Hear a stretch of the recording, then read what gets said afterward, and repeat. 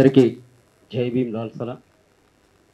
ఈరోజు ఆదివాసీ హక్కుల పోరాట సంఘీభావ వేదిక ఆధ్వర్యంలో జరుగుతున్నటువంటి సమావేశంలో దాదాపు 50 ప్రజా సంఘాలు వ్యక్తులు శక్తులు ఉన్నటువంటి నోటీస్లో ఉంది.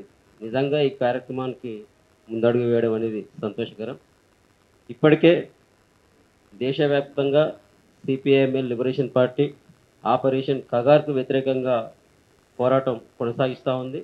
ఆ పోరాటంలో భాగంగా మా పార్టీ తరఫున 2 ఎంపీలు 14 మంది ఎమ్మెల్యేలు బీహార్ జార్ఖండ్ ప్రాంతాల్లో బలమైనటువంటి వాయిస్ని వినిపిస్తున్నటువంటి పరిస్థితిని ఈ సందర్భంగా మీ దృష్టికి తీసుకువస్తున్నాను. తెలంగాణలో కూడా వామపక్ష పార్టీలతో కలిసి ఆపరేషన్ కాగార్కి వ్యతిరేకంగా కలిసి వస్తూ ఉన్నాం.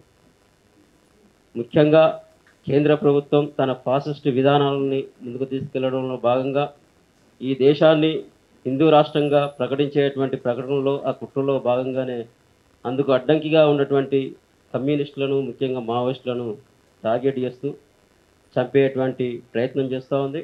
మధ్య భారతంలో జరుగుతున్నటువంటి కొనసాగుతున్నటువంటి ఈ ఆపరేషన్ కగార్ను తక్షణమే ప్రభుత్వం నిలిపివేయాలి. అలాగే ఈ పాశవిక హత్యలు చట్ట విరుద్ధమైనటువంటి హత్యల మీద సుప్రీంకోర్టు న్యాయ విచారణ జరపాల్సిందిగా మా పార్టీ కేంద్ర కమిటీ డిమాండ్ చేసింది.